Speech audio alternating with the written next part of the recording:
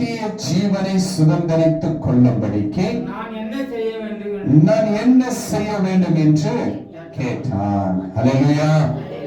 இந்த கேட்கறவங்க எல்லாம் பாத்தீங்கன்னாக்கா கேட்பாங்க, ஆனா அதுபடி என்ன பண்ண மாட்டாங்க, இருக்க மாட்டாங்க. ஒரு ஐஸ்வர்யவன் அப்படியேதான் வந்து கேட்கிறான், நான் நித்திய ஜீவனுக்கு போனோம், நான் என்ன செய்ய வேண்டும், சிறு வயதிலிருந்து நான் நியாய பிரமாணத்தை கடைபிடிச்சிருக்கிறேன்.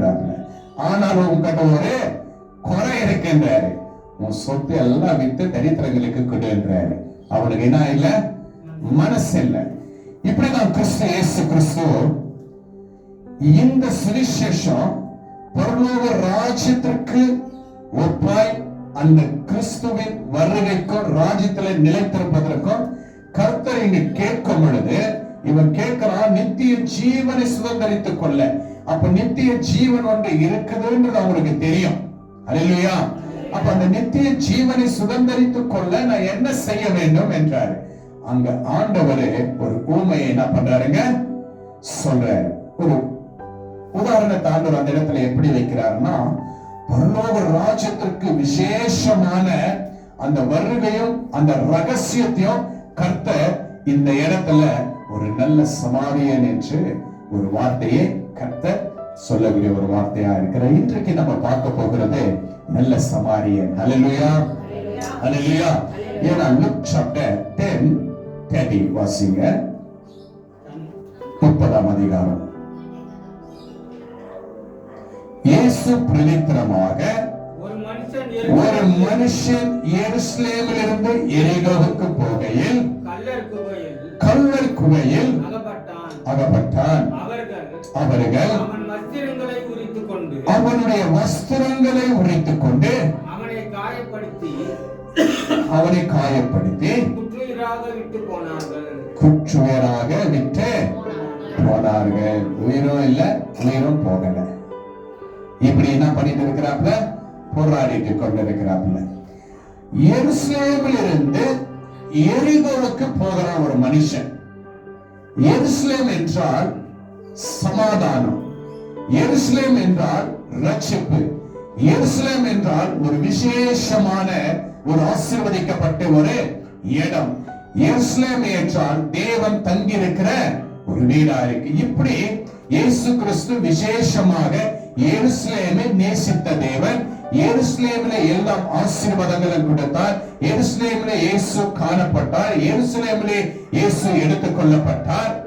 எருசலேமிலே ஆபிரகாம் தேவனுக்கு பலி கொடுத்தார். எருசலேமிலே கர்த்தராகிய இயேசு கிறிஸ்து சிலுவையில அறையப்பட்டார். எருசலேமிலே மெல்கிசேதேக்குக்கு ஆபிரகாம் என்ன செய்தாருங்க, அவர் காணிக்கையை கொடுத்தார். இப்படி எல்லாம் ஆசீர்வாதமா எங்க இருக்குதுங்க, எருசலேமிலே இருக்கு. எருசலேம் ஒரு சமாதானத்தை குறிக்கிறது.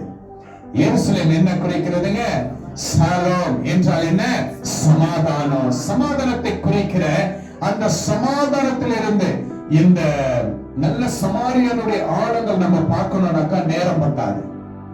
அது ஒரு டீச்சிங் மாரி எடுத்தாதான் உங்களுக்கு புரியும். பட் இது ஆவிக்குரிய ரீதியில நான் சுலபமாக சுருக்கமாக அதிக வசனத்தை கொடுக்க முடியாது. ஏன்னா நேரம் இல்லாத நிமித்தமாய் அதை குறித்து ஆண்டவர் தொடர்ந்து நமக்கு நேரத்தைகளை ஆண்டவர் ஒரு நாள் நமக்கு கொடுப்பார். இந்த நாள் நீங்க ஒரு நல்ல சமாரியன் உங்களிடத்துல இருக்கிறார்.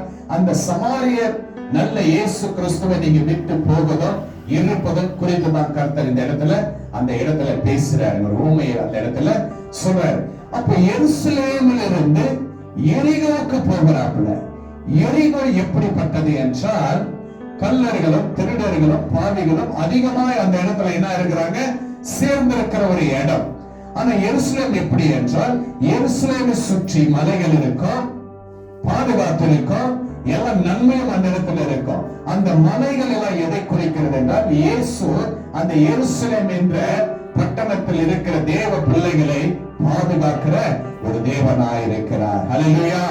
அப்போ அந்த நல்ல இடத்துல இருந்து அந்த எருசலேமை விட்டு அந்த மனுஷன் என்ன பண்றாருனாக்கா எரிகோவுக்கு போகிறார்.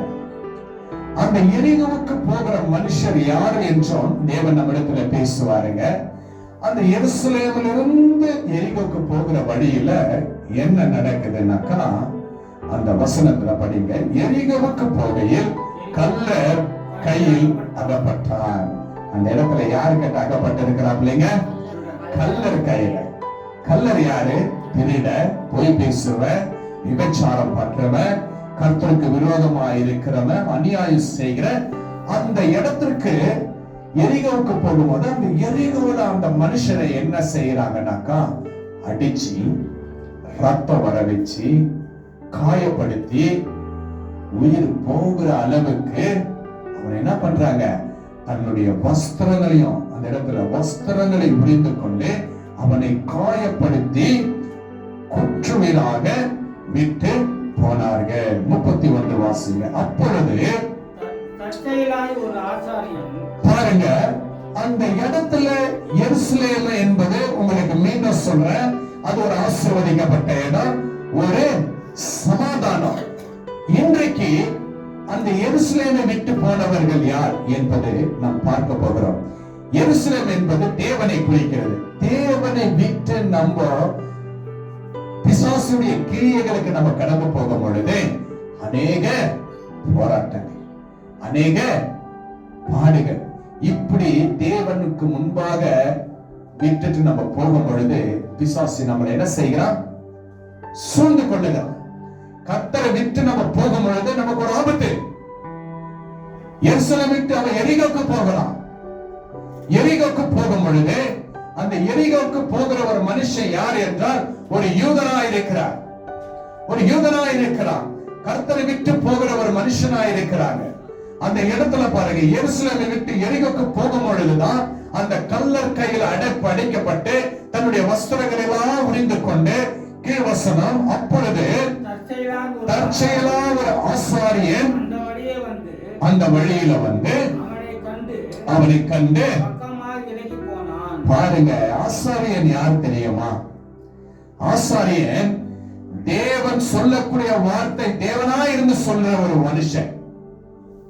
பரிசுத்த ஸ்தலத்துல பிரகாரம் என்னங்க, இந்த பிரகாரத்திலையும், பிரகாரம் என்பது வெளியே இல்லைங்களா? அப்போ பரிசுத்த ஸ்தலம், மகா பரிசுத்த ஸ்தலம் 3 இருக்கும். அந்த ஆசாரியர் மாத்திரம் தான் என்ன பண்ணுவாருங்கன்னா அந்த பலியை கொண்டு போய் மகா பரிசுத்த ஸ்தலத்திற்கு போய் அந்த ரத்தத்தையும் அந்த தூபத்தையும் அவர் என்ன பண்ணுவாருங்க, சுத்திகரித்து அந்த வார்த்தைகள், தேவன் பேசுகிற வார்த்தையை கொண்டு வந்து மனுஷர்களிடத்துல சொல்லுவாங்க. என்ன பண்ணுவாங்க? மனுஷங்கிட்ட சொல்லுவாங்க. அதை பெற்றுக்கொண்டு போவாங்க. ஆனா அந்த மனுஷனே பாருங்க, அந்த இடத்துல போற என்ன பண்றாருங்க, என்ன பண்றாருங்க, அந்த இடத்துக்கு போகிறாரு. ஆனா என்ன செய்யல? உதவி செய்யல. அவர் கண்களுக்கு முன்பாக ஒருத்தர் அடிச்சு போட்டு இருக்கிறாங்க. அவர் கண்களுக்கு முன்பாக ஒரு மனுஷன் ரத்தத்தோடு வேதனைப்பட்டு இருக்கிறார், துயரப்பட்டிருக்கிறார், மரணத்திற்கு போய்கொண்டிருக்கு, கதறி கொண்டிருக்கிறான், வஸ்திரம் இல்லாத இருக்கிறான்.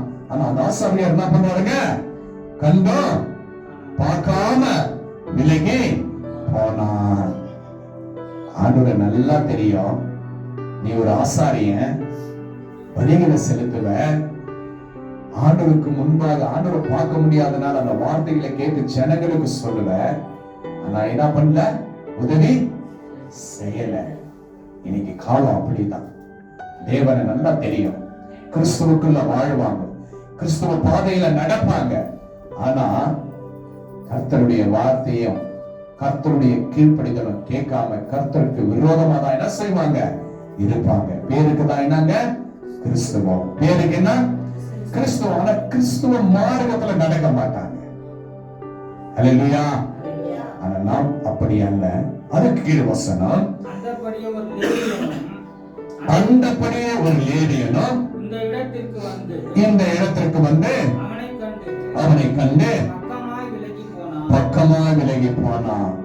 லேவி யாருன்னு உங்களுக்கு தெரிஞ்சாதான் ஏன் அப்படி போனான்றதும் உங்களுக்கு தெரியணும். ஒரு லேவி என்பது என்று சொன்னாக்கா பிரகாரம். ஆசாரியர் என்ன பண்ணுவாருன்னா உள்ள பரிசுத்த ஸ்தலத்துக்கு போக முடியும், லேவி பரிசுத்த இடத்துக்கு போக முடியாது.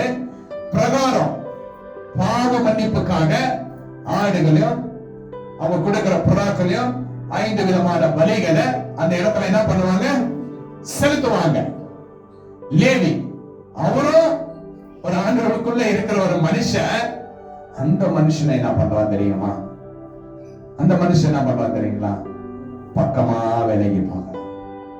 இன்னைக்கு எத்தனை பேரு உங்க குடும்பம், உங்க சொந்தம், உங்க பந்தம், நீங்க கண்ணீரோடு இருக்கும் பொழுது, வேதனையோடு இருக்கும் பொழுது, அழுது கொண்டிருக்கும் பொழுது, கஷ்டப்பட்டு இருக்கிற வேலையில ஹாஸ்பிட்டல்ல நீங்க இருக்கும் போது, நீங்க யாருமே இல்லை என்று அனாதையா இருக்கும் பொழுது, உன் சொந்தம் பந்தம் உன்னை பார்த்து ஒதுங்கி போயிருப்பாங்கம்மா, ஒதுங்கி போயிருப்பாங்க. பிரியமான தேவச்சனமே, அந்த நேரத்துல கிறிஸ்து இயேசு தான் உங்களுக்கு உதவி செஞ்சிருப்பார். அவரை நோக்கி நீங்க பார்க்கும் பொழுது கர்த்தர் தான் உங்களுக்கு உதவி செய்வார். அதுக்கு பிறகு பாருங்க, பின்பு சமாரியவன் ஒருவன் பிரயாணமா வருகையில் அவனை கண்டு மனதுருகி. ஹல்லேலூயா, ஹல்லேலூயா. பாருங்க பிரியமான தேவச்சனமே, சமாரியர் யார் என்று உங்களுக்கு தெரியணும். ஆண்டவர் அந்த இடத்துல ஒரு வார்த்தையை சொல்றாருன்னா அதிகமான அந்த ஆழங்கள் இருக்கும் அந்த இடத்துல. அப்ப அந்த சமாரியர்கள் யார் என்றால் 12 கோத்திரத்துல 10 கோத்திரத்தை தனியாய் பிரிந்தது, 2 கோத்திரம் இரண்டாக பிரிந்தது. யூதா பெஞ்சமினை என்ன பண்ணாங்க, செப்பரேட் ஆயிட்டாங்க. அப்போ இந்த 10 கோத்திரத்துல இருக்கிறவங்க தான் சமாரியர்கள். சமாரியர்கள் எப்படி ஆனார்கள் என்றால், பாபிலோன்ல இருந்து அந்த அவங்க எல்லாம் யூதருங்க தான். அந்த இடத்துல என்ன பண்றாங்கன்னா, அந்த 10 கோத்திரத்தையும் பிடிச்சிட்டு போயிடுறாங்க. பாபிலோன் ராஜாக்கள் வந்து என்ன பண்றாங்க, அந்த 10 கோத்திரத்தையும் பிடிச்சிட்டு போயிடுறாங்க. பிடிச்சிட்டு போன பிறகு அந்த இடத்துல வந்து ஃபுல்லா எல்லாரையும் பிடிச்சிட்டு போன பிறகு அந்த பாபிலோனர்கள் என்ன பண்றாங்க, வேற இடத்துல இருக்கிற ஜனம் எல்லாம் வந்து அந்த 10 கோத்திரம் வாழ்ந்திருந்த அந்த இடத்துல எருசலேம்ல என்ன பண்ணிடுறாங்க, குடியிறாங்க. ஒரு வீடு இருக்கு, அந்த வீடு காலி ஆயிட்டு நம்ம எங்க ஊருக்கு போறோம். போன பிறகு என்ன ஆகுதுனாக்கா, யாரோ வந்து அந்த வீட்டுல இருந்துடுறாங்க. மீண்டும் நீங்க இங்க வரீங்க, என்ன நடக்கும், அவங்கள துரத்துவோம். அப்ப அந்த பாபிலோனர்கள் என்ன பண்ணாங்கன்னா, இது அதிகமான ஆழம், ஆனா உங்களுக்கு நான் சுருக்கமாக கர்த்தருடைய வார்த்தையை இந்த வேலையை நான் பகிர்ந்து கொள்ள தேவன் கிருபை செய்வார். அப்ப அந்த பாபிலோனர்கள் என்ன பண்ணா, அந்த 10 கோத்திரத்தை பிடிச்சிட்டு போயிடுறாங்க. பிடிச்சிட்டு போன பிறகு மீண்டும் அவங்க என்ன பண்றாங்கன்னாக்கா, பிடிச்சு சில வருடங்களுக்கு பிறகு மீண்டும் அதே ஊருக்கு அவங்க வராங்க. யாரு பிடிச்சிட்டு போனாங்க இல்லையா, அதே அந்த 10 கோத்திரத்துக்காரங்க வர்ற பொழுது பார்த்தாக்கா, என்னடா ஜனம் சூழ்ந்து கிடக்குது. இப்படி அந்த இடத்துல அதிக ஜனங்க வந்துடுறாங்க. அந்த ஜனங்க வந்த பிறகு என்ன பண்றாங்கன்னாக்கா, அந்த ஜனம் வந்து யூத ஜனம் கிடையாது. அவங்க யாருங்க, யூத ஜனம் கிடையாதுங்க, புறஜாதிகள் வந்து இருக்கும் பொழுது அந்த இடத்துல இவங்க என்ன பண்றாங்கன்னா, சம் டைம்ல அந்த இடத்துல பிரச்சனை நடந்திருக்கும், பேச்சுவார்த்தை நடந்திருக்கும், சில பேர் கொஞ்சம் அன்பாவும் போயிருப்பாங்க, இப்படி எல்லாம் நடந்திருக்கும். நடந்திருக்கிற அந்த வேலையில இந்த 12 10 கோத்திரம் என்ன பண்றாங்கன்னா, அவங்களோட பொன் கொடுப்பதும் பொன் வாங்குவதும் இப்படி என்ன ஆயிடுறாங்கனாக்கா, மிக்சிங் ஆயிடுறாங்க. என்ன பண்றாங்க, அவங்களோட ஒரு உறவு கொண்டாடுறாங்க. அப்ப உறவோட ஒரு உறவு ஆன பிறகு இந்த 2 கோத்திரம் இருக்கு இல்லைங்களா, இந்த கோத்திரம் என்ன பண்றாங்கன்னா, அவங்கள ஒரு கேவலமாய் பாக்குறாங்க.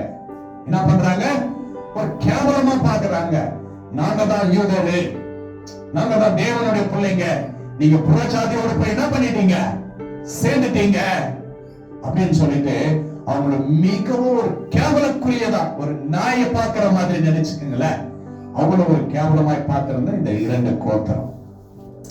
அப்படி இருக்கும் பொழுது அந்த இடத்தை தான் சமாரியன் என்று பேர் சூட்டப்பட்டது. அததான் ஆண்டவர் அந்த இடத்துல என்னன்றாரு, சமாரியன் ஒருவன் வருகிறான். யாரு சமாரியர்கள், அவங்க எப்படி பாக்குறாங்க, எப்படி பாக்குறாங்கம்மா, கேவலமா பாக்குறாங்கம்மா. ஒரு சமாரியரை ஒரு கீழே தாழ்த்தி பாக்குறாங்க. அந்த சமாரியர்கள் அவங்க வந்து ஒரு கேவலமா பார்ப்பாங்க. அதுக்குதான் சமாரிய ஸ்திரியோடு ஆண்டவர் ரட்சகர் இயேசு கிறிஸ்து பேசும் பொழுது அந்த சமாரிய ஸ்திரீ சொல்றாங்க, யூதர்கள் என்கிட்ட பேச மாட்டீங்களே, எங்களை பார்க்க மாட்டீங்களே, எங்க வழியா போக மாட்டீங்களேன்ட்டு அந்த கிணறு, யாக்கோபுடைய கிணறுல எல்லார்கிட்ட இயேசு கிறிஸ்து பேசுவார் இல்லீங்களா? அந்த மாதிரி அந்த சமாரிய ஸ்திரியர்களை யூதருங்க என்ன பண்ணுவாங்கன்னா புறக்கணிப்பாங்க. அவங்க ஒரு தாழ்த்தி பார்ப்பாங்க, அவங்க ஒரு உதவாதம் பண்ணுவாங்க, அவங்க ரொம்ப கேவலமா பேசுவாங்க, அவங்க இருக்கிற இடத்துக்கு போக மாட்டாங்க. ஆனா ஆண்டவர் அந்த இடத்துல சொல்றாருங்க, பின்பு ஒரு சமாரியன், இப்ப சமாரியன் யாரும் தெரிஞ்சிச்சு இல்லைங்களா? அது தெரிஞ்சாதான் இது உங்களுக்கு புரியும். அல்லேலூயா. ஏன்னா ஆசாரியர் யாரு, லேவியர் யாரு, சமாரியர் யாரு, இந்த மூன்றும் உங்களுக்கு தெரிஞ்சாதான் இந்த சத்தியம் உங்களுக்கு விலகும். அல்லேலூயா. இல்லைனாக்க புரியாது. அதுதான் உங்களுக்கு நான் விலைக்கு தேவனுடைய வார்த்தையை உங்களுக்கு கற்றுக் கொடுக்கிறேன். ஆவியானவர் பரிசுத்தர் உங்களோட பேசுகிறவரா இருக்க. அப்ப அந்த சமாரியன் படிங்க,